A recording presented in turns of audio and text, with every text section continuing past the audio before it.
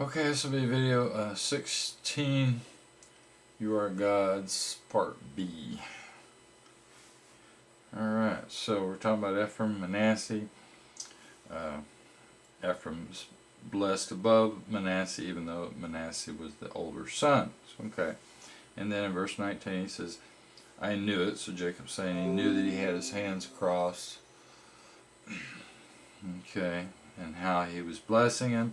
And he said, he shall be a nation, he'll be great, but nevertheless his younger brother, so Manasseh will be a great nation, his younger brother will be a posterity, his posterity will be a multitude of nations, which some say a commonwealth, or a multitude, or whatever. Now, I'm saying, so 48, 3 through 20, that's where that kind of wraps. And I mentioned the blessing of Israel be upon you, verse 20. They'll place Ephraim above Manasseh at the end time. And then Israel said to Joseph, 21, I shall die, but God will be with you.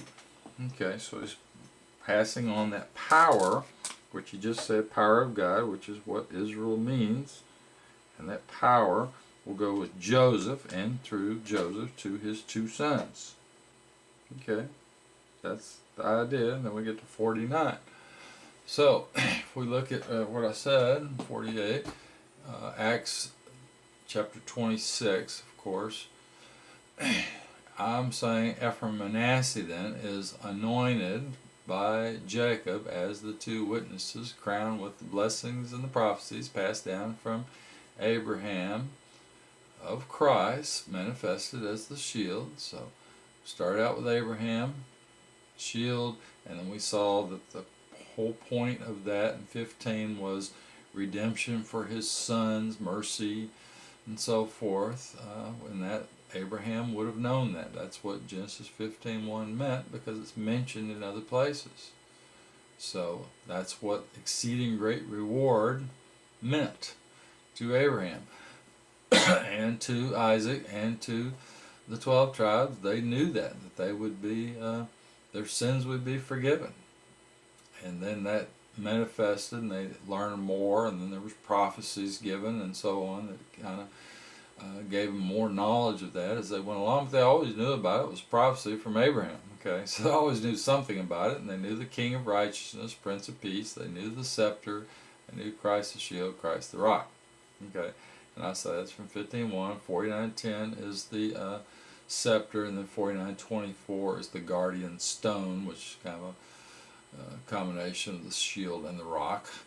And they have these prophecies of the great Christian nation and commonwealth of these 12 tribes, and they're founded on the hope and faith, okay, redemption through Christ, as he states in 48:16, okay, which we just read.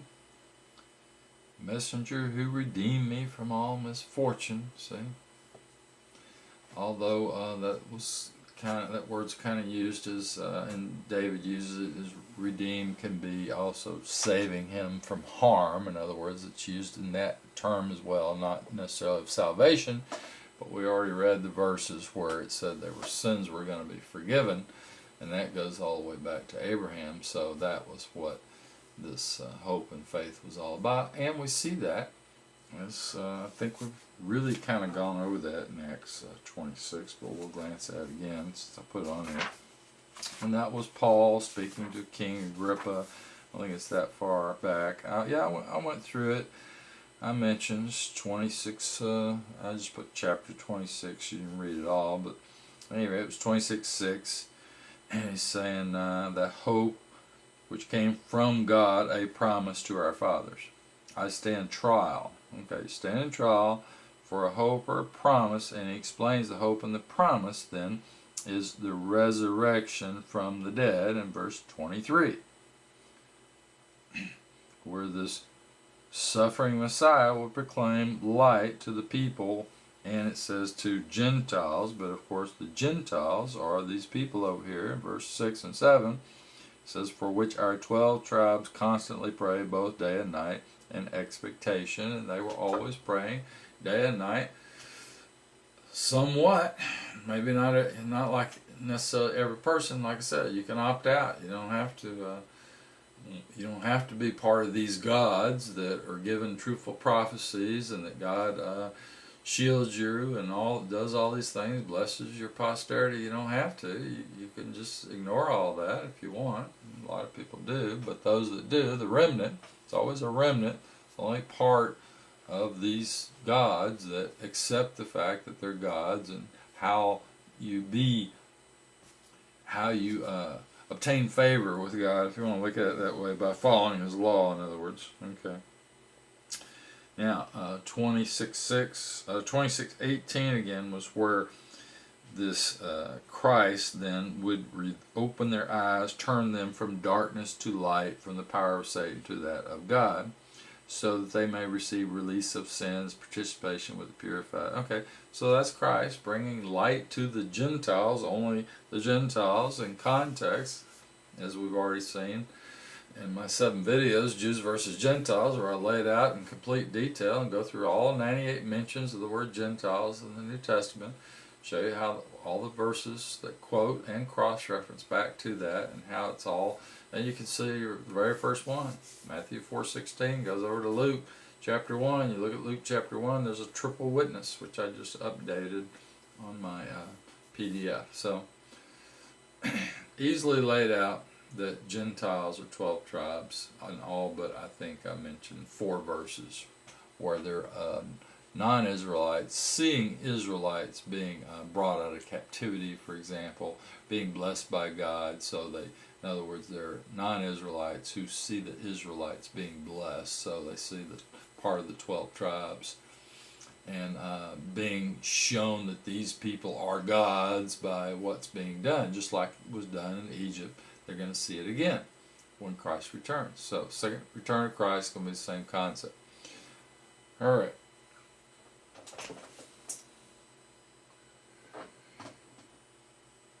So, I guess we can just go on to 49:10 then. Well, chapter 49, let's look at it that way. Because, chapter 49, Jacob calls his sons, assemble, I inform you what will befall you in future times. So he's giving you a prophecy of the future. Collect and listen. Listen to your father Israel, Reuben, first of my vigor. So Reuben was the firstborn. Okay, but he says he defiled his father's house. It mentions Simeon and Levi. Cursed their crime, and for it sorely troubled Jacob, and Israel was shamed by what they did. That's when they killed all these people who basically raped their sisters. So he said it was a shame. In other words, it wasn't proper, carrying out the proper justice that the law called for. So they shouldn't have done what they did. Then we get down to Judah, verse 8. Judah, you shall direct your brothers, your hand be on the neck of your foes. To you shall be the sons of to you shall the sons of your father bow. So that's the concept of really about prophecy of what Joseph said. And I guess I never really went back to that prophecy, but we'd already read it.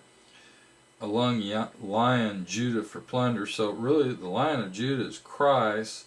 So the sons of your father will bow to Christ. So really, this whole prophecy could actually just be about Christ. As a lioness, who dare rouse them? The scepter shall not depart from Judah, verse 10, the giver of law. Okay, so he'll continue to be the giver of law. All right, till peace arrives. So it's Prince of Peace, and the nations obey him. And the nations it's talking about obeying Christ, of course, are the 12 tribes. At the end, everyone, they'll have the law written in their heart, and they will obey that law, right? And then it kind of, verse 11 is kind of about Christ and all that.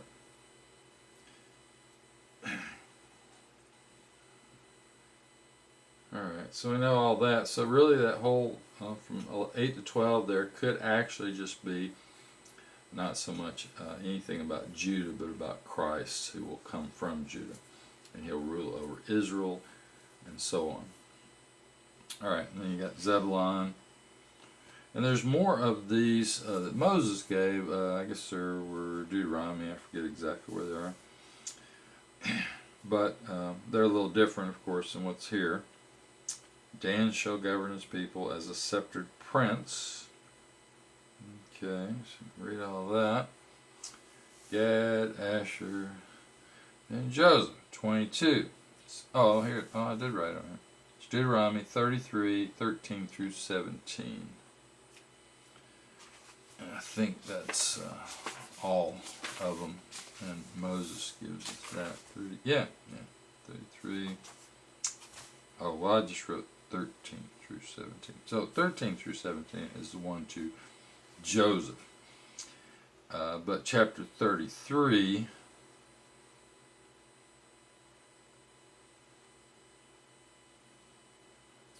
once you get to verse 6, then is about each tribe individually. But it's about uniting all of Israel's tribe in verse 5. See, so it's all 12 tribes being brought back together under Christ. And then you go on through, and then you get Joseph in 13 through 17. Gifts of the skies, the dews, fountains, bounties produced by the sun, right? Gifts that increase with the moon. Remember the sun, the moon, and the 12 stars, right? Well, there you go. Crown him with his brother's prince. Okay, so there's the crown of 12 stars right there.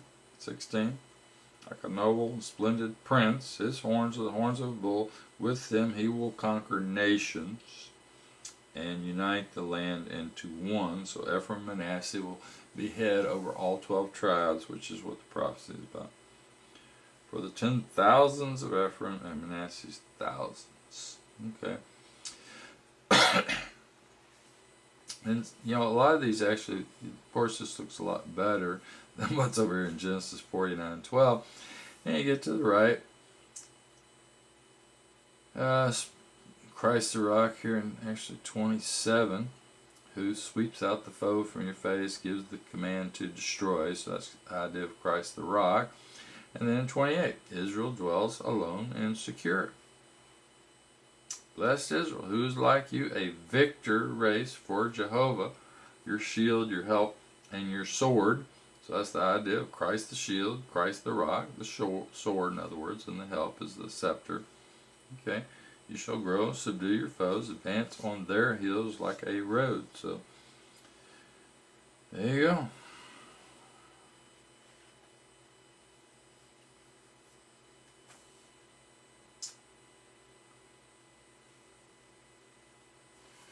So, that's the blessings that Moses gave. So, it's different.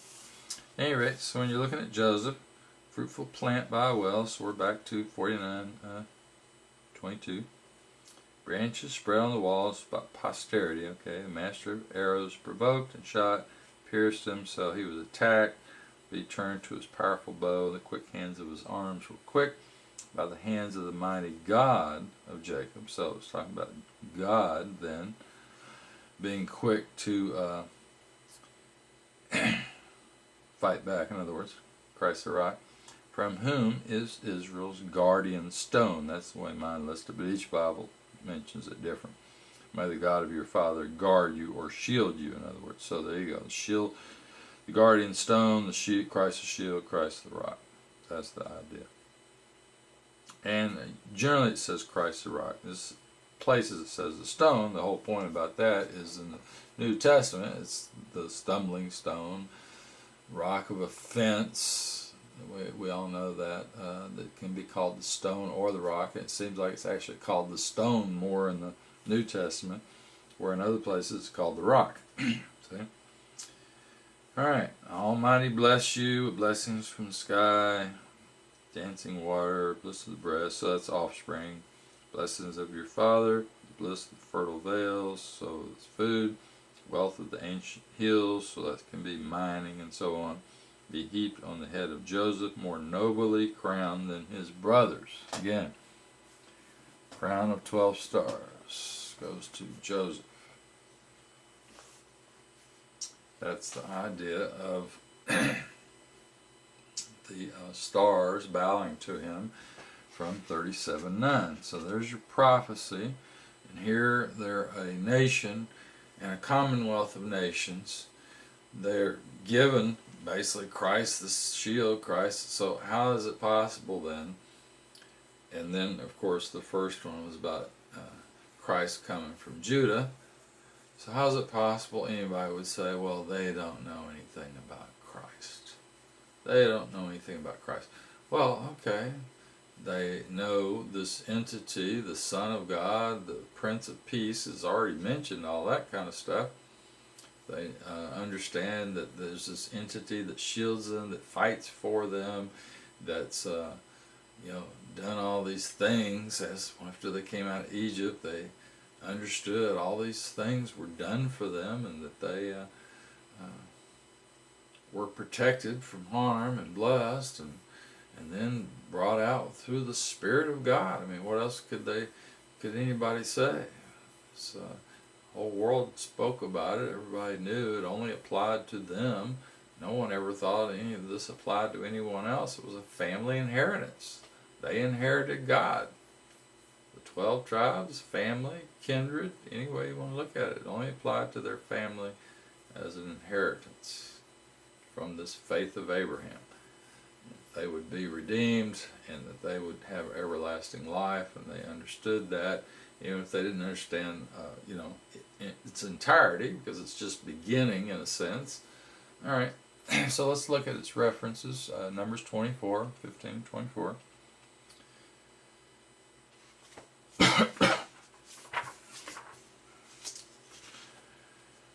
All right, so this is, well, we've been here before, more or less. All right, who heard the speaking God proclaim? Who knows the intention of the highest? Who saw the Almighty? Who fell when his eyes were open? I shall see him, but not now. I behold him, but not near. He brings a star from Jacob, and from Israel wields a staff. That's the rod of God. I think we mentioned this somewhere a few videos back. Destroys his warlike sons, seize upon Edom, possess the Edomites. In other words, Jacob's son comes down, cuts off, escapes. So that's the idea of Christ the rock. Yeah, so we went through that. We went all the way down to 24. Actually, yeah. So we read all the way through the end of 24 already. Okay. Isaiah 7:14. Of course, we all know Isaiah 7:14.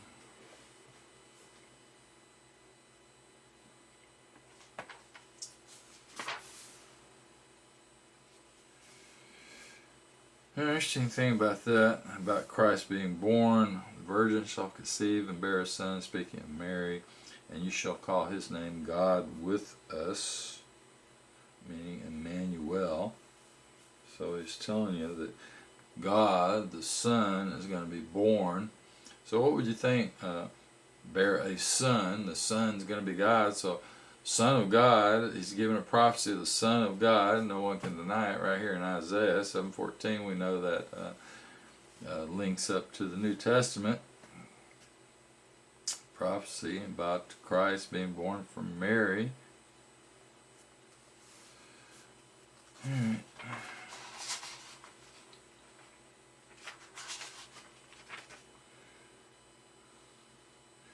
And that, by the way, of course, here you go.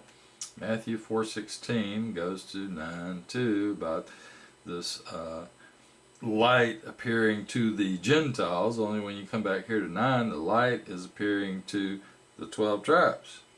Because what's the context of these people back here?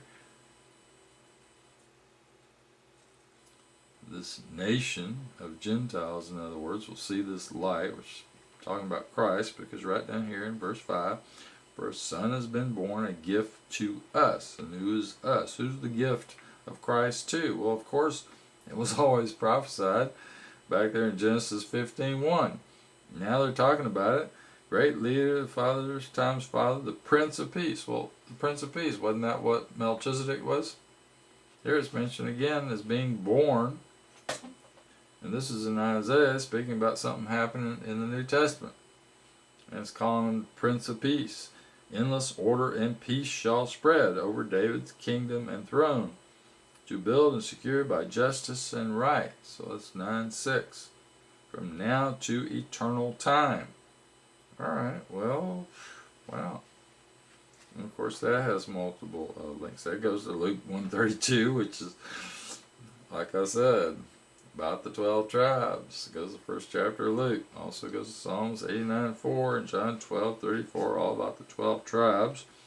And then the very next verse, to Jacob a word the Lord sent, but it lighted on Israel. Okay, so the context then of what's these Gentiles in 9, right up here at the beginning of chapter 9, is to Jacob in verse 7. Formed all the tribe of Ephraim and Shomer's people. Now the interesting thing about it is this prophecy right here from 7 on down to, I'm not sure exactly how far down they quoted. This was quoted by 2 different congressmen after 9/11. Really strange that they are basically claiming this prophecy. See, the brickwork has fallen, we'll rebuild it with marble. So that's all about, I mean, that's just crazy when you go back and look at this. Right after the Twin Towers fell, this prophecy was quoted by 2 different congressmen. That's just Edwards. Edwards was one. I keep forgetting the other one, which was North Dakota, I think. It was up in North Dakota. Can't remember his name. So you can look it up. I talked about it before, at any rate. So the context of this is Christ right here in chapter 9. From 7:14, the context back here in 7:14 is 12 tribes. From the very beginning of Isaiah, it's only about the 12 tribes, not about some non-Israelites, and it doesn't use the word Gentiles in Isaiah until you get to chapter 42, I think it's 42, before it actually uses the word back here. So it says Gentiles in Matthew. You can come back here and look. In Isaiah chapter 7, it's obviously 12 tribes, and it doesn't say Gentiles back here. So if you're just trying to figure out what it says, you come back and read it and realize it's 12 tribes. Now, chapter 11 is this branch shooting out from the stock of Jesse. So all this is about Christ, and we know that. With justice, he'll strike for the poor of the earth. So I keep telling you, look, it's about a proper justice system. The rod of his mouth, he will conquer the world. Yes, through his words. In other words, rod of God is what he says, his words. Okay. So you go back here to chapter 11, you'll notice when you get down to 6, the wolf shall reside with the lamb, leopard lie down with the kid, calf and the tiger and the lion agree, and a child lead them about. Well, if only that's happened at any time in the past, no one knows about it. Obviously, it's a future prophecy. It's about Christ, but it's about the second coming of Christ, although, you know, it's, in a sense, about the first coming of Christ. So it's partly about the first coming of Christ, and it's partly about the second coming of Christ. Which is, like I say, there's no way back then for them to read this prophecy in Isaiah and realize that Christ is coming twice. And all the prophecies are like that in Isaiah and elsewhere. Just no way to see that he'll come once and then come again, and just no way to see it, etc. So, Psalms 45:6. Let's see what Psalm says.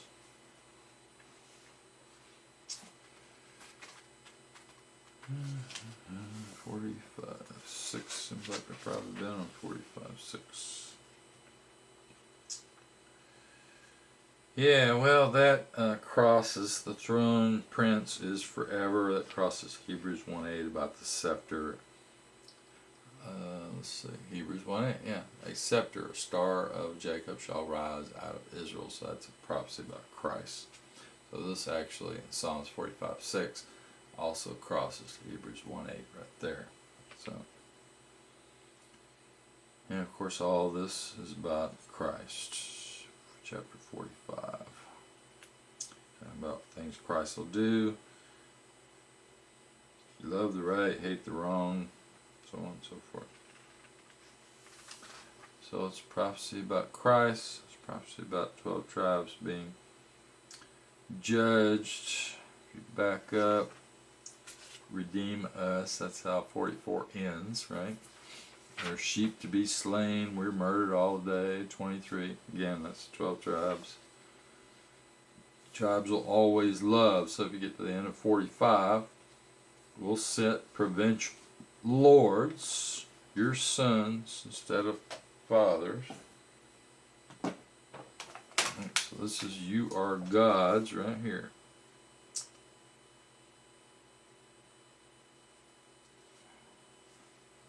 The end of 45, there's the concept.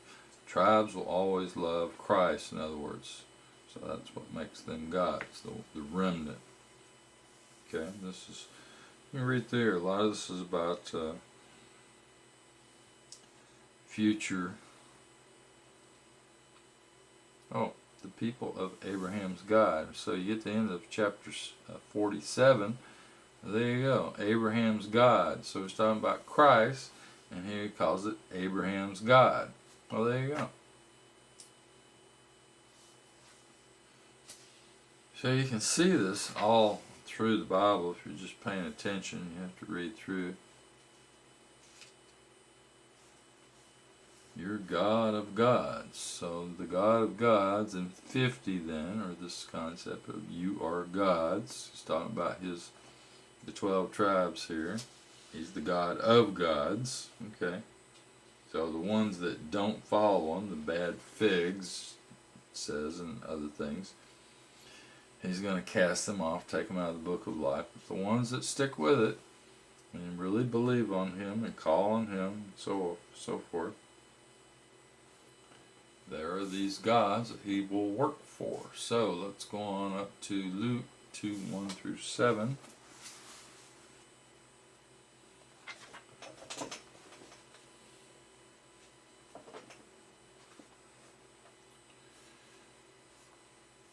Okay, it's talking about a census, first census, because all went to be enumerated. Joseph accordingly went up from Galilee, from the town of Nazareth to Judea, to the town of David, known as Bethlehem, because by descent he belonged to the house of David. So the posterity, in other words, of David was, Joseph was part of that, in other words, to enroll himself along with Mary, who was now pregnant. She gave birth to the firstborn, so Christ, wrapped him in clothes, laid him in a manger. So, born in a stall. Wow. It's just amazing when you think about all that. Alright. Oh, well then a messenger, okay, of the Lord descended on these shepherds regarding their flock. I mean, just the whole idea of that. So, 3:33, of course, would be about Christ. So let's go on up 3. I said 3:33, that's not 3:33.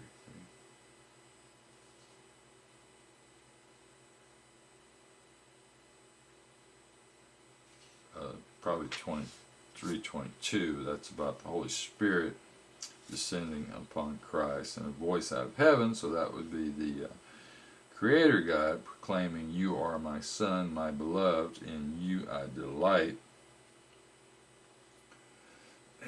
So I said that was why you had to start out the New Testament with that genealogy to prove the point. Alright, then you go to John. No, I shouldn't have Galatians there. I should have John there. Galatians later. So let's go to John 10:16.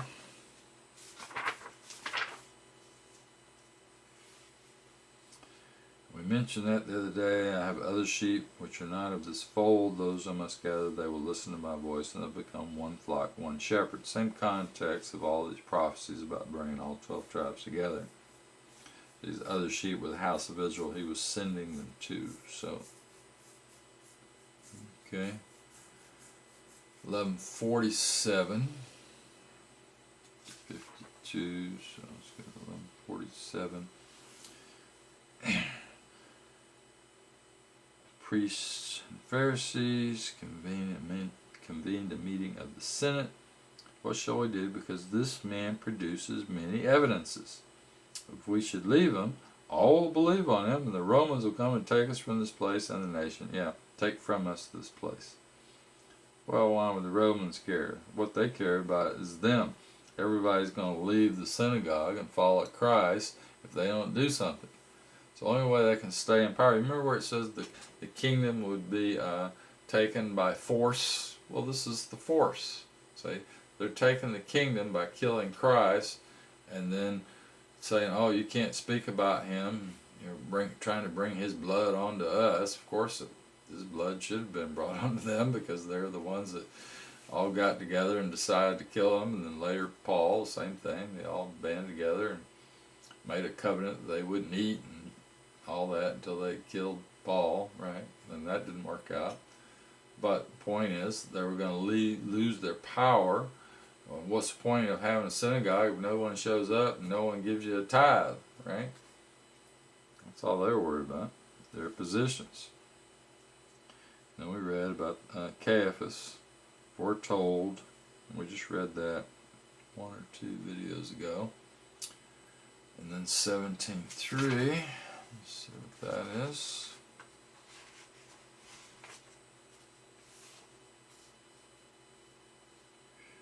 Alright, well, let's just start. After speaking this way, Jesus, raising his eyes to heaven, said, Father, the time has come, perfect your Son, that your Son may magnify you, for you have invested him with authority, in order that he may give eternal life to all whom have entrusted him. Yeah, all of the 12 tribes who trust have this eternal life. That's what makes them gods. The ones that don't, the eternal life is this, to obtain a knowledge of you, the only true God and Messiah whom you have sent. So the ones that trust God are the ones that have this knowledge, the ones that are called gods. The ones that Israel, and many of Israel rejected him, well, they opted out. Taken out of the book of life, all the way back to the golden calf. That's what it said. Alright. We got Hebrews 1:8. Oh, did I miss something? Oh, Galatians 4:4. Alright, so Galatians 4:4 is, when the completion of the time, God sent his own Son, born of a woman, born under a ritual, so he might buy out those under a ritual, and that we might receive the sonship. That's the term mine uses. I'm sure King James reads that a little bit different, or might become sons, or however they say it, but those are the gods then, who are redeemed. Okay, so that's, it says, and therefore you are sons. Okay, so these sons are these gods of the 12 tribes who believed on Christ and have all along, all the way back there in Genesis. Like I said, only people that inherit, because it goes back, what was it do? It just goes right back and explains it over here in 24 about the promise. Okay. And the free woman was the mother of us all, which was a prophecy. That's 26. 4:26. Children according to the promise through Isaac. Well, the promise through Isaac was to the 12 tribes. That's in 28. There was no promise to Isaac about the whole world. Okay, so they have to say, well, the promise to Isaac, it now just applies to anyone. So they're doing away with the prophecy to teach this in a global context. Of course, all this globalist teaching does away with the actual context we read all through the Bible. And it's here as well. It's just now they insert this word, Gentiles, and say, well, okay, well, it applies to some other, even though you go back and look, and Gentiles are 12 tribes. They don't deal with that, and that's easy to deal with. But, so they're deliberately, I mean, you have to say it's done deliberately, although there could be some pastors that don't read the stuff, I guess. I don't know what they do. Whatever, I can't speak for them, we just don't know. Alright, Hebrews Oh, you're the one expected to come, yeah. Hebrews 1:8. Alright.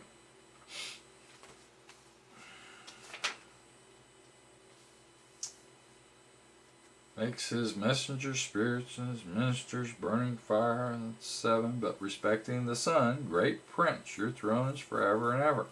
That goes back to Psalms 45:6, which we just mentioned. The scepter of justice is the scepter of your kingdom. You have loved righteousness and hated lawlessness. Yes.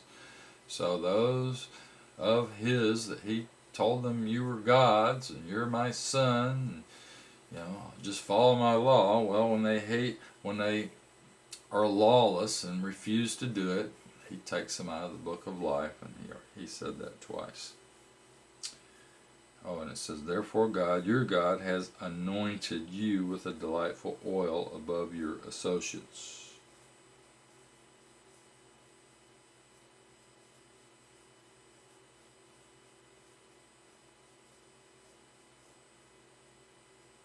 Are they not all ministering spirits dispatched to administer for the sake of those who will ultimately inherit salvation? Verse 14. Well, okay, so it's telling you that these gods then are sent ministering spirits or angels to administer for the sake of those who will ultimately inherit. So they haven't inherited salvation, they will ultimately inherit salvation. Now this is Hebrews after the death of Christ, and he's saying that they're going to ultimately inherit salvation. Yet this salvation and redemption is already spoke of, was what was promised to Abraham and his offspring way back. Okay. But they will inherit it when Christ returns. So, and here you can see where he's talking about the first coming of Christ, and then switches, and of course all the apostles do that. You're talking about the first coming of Christ, and all of a sudden they switch to the return of Christ.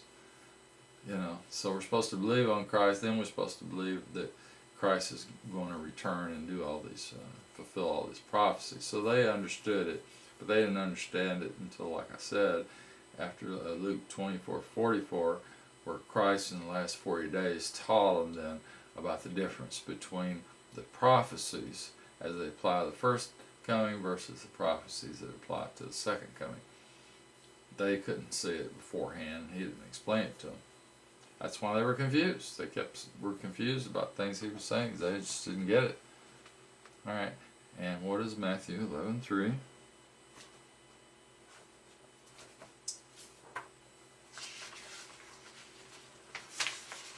Okay. Oh, okay. So this was John in prison. He sent the Messiah. He sent 2 of his own disciples. Are you the coming one, or must we expect another? So even John wasn't sure here again, because he's looking at what's going on. He doesn't get the first coming versus the second coming. He doesn't get it. You see, he just doesn't understand. And like I said, Christ doesn't explain it to him. And he didn't explain it to the Pharisees. He could have explained all that and said, well, look, I'm coming back, and maybe they might have laid off and decided not to kill him. But obviously he had to die for the benefit of bringing all 12 tribes back together. So, I mean, it's a real paradox when you look at it that way. Alright, so then we get to 49:24, which actually we've already read that. But that also, we didn't look at this Isaiah 28:16. Joseph, fruitful offspring of Ephraim and Manasseh, received the promise of Christ. And different terms again: foundation stone, headstone, cornerstone, angle stone, keystone. So I'm going to list all these different terminologies, and then your one Bible may have a different terminology than actually is in Strong's Concordance, for example. You might have a translation that uses a term that's not in Strong's, for example. So, but through them, all the prophecies of the 12 tribes are fulfilled as written to those who follow God's law, have to be repentant, have faith in the Redeemer promised to Abraham are those of his offspring who opt in essence, by following his law. In other words, those are the ones that they're repentant. In other words, they don't opt out. Okay, the ones who revolt and don't want to follow his law, they opt out. They become tares. So the wheat and the tares are both part of the 12 tribes, because all the prophecies only apply to the 12 tribes. They don't. It doesn't deal with other people. They're not part of the inheritance. So it just doesn't. I mean, they're mentioned here and there, but in other words, Christ doesn't speak. He's only speaking to the 12 tribes. The wheat and the tares and these other things he's talking about, all are only in the context of the 12 tribes. This globalization of these terms is just the way King James translated some of this. And instead of it being specific, some of this wording was very specific, but when they translated it, they just globalized the terms and made it non-specific, so it appears like it could just apply to anybody. When the wording, if you go look the words up, the words are very specific, and people would know that it only applies to 12 tribes. And they should know that anyway, because like I said, your neighbor does not inherit what is your inheritance. So they change the meaning of terms, and they just globalize everything. So all the specific stuff is done away with because, alright, no. The prophecies all through Scripture are about those of the 12 tribes who are going to be part of the remnant. So it tells us, well, maybe it's only 10% who are part of this royal priesthood. So it really doesn't deal with the other 90%. It doesn't really tell us exactly. What about the other 90% of the Israelites? Well, some of them, it's hard to say. Some of them maybe taken out of the book of life. Maybe not all of them. It's hard to say. Really, it's hard to be definitive about it. I mean, there's a lot of different prophecies. Some of the stuff appears to conflict with things it says in other places, which again are just the way it's translated and all that kind of thing. But the wheat and the tares, for sure, what he's talking to specifically in the New Testament are always to Israelites.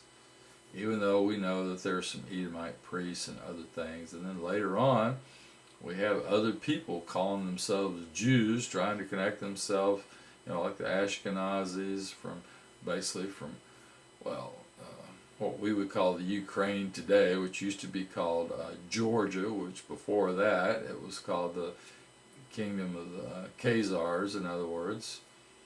So if you look that up, which people call Ashkenazi Jews, in other words, and you can find those terms and look back, well, how would you even say those people have anything to do with Israelites? Well, they don't. They're called Jews, but they're not Israelites. So it's just people don't know all this stuff. Let's look at Isaiah 28:16. That's why I said, and what difference does it make?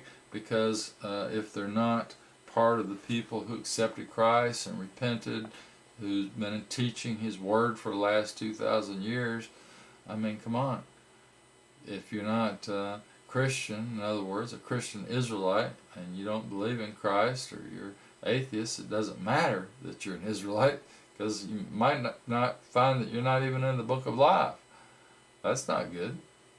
So there's no blessing there, so it doesn't matter that you're an Israelite. If you're not in the book of life, what difference does it make? Isaiah 28:16. Let's take a look. I don't know what everybody's so wound up about. And these people live there like it's something to do with the dirt. Oh, okay, yeah, 28, there you go.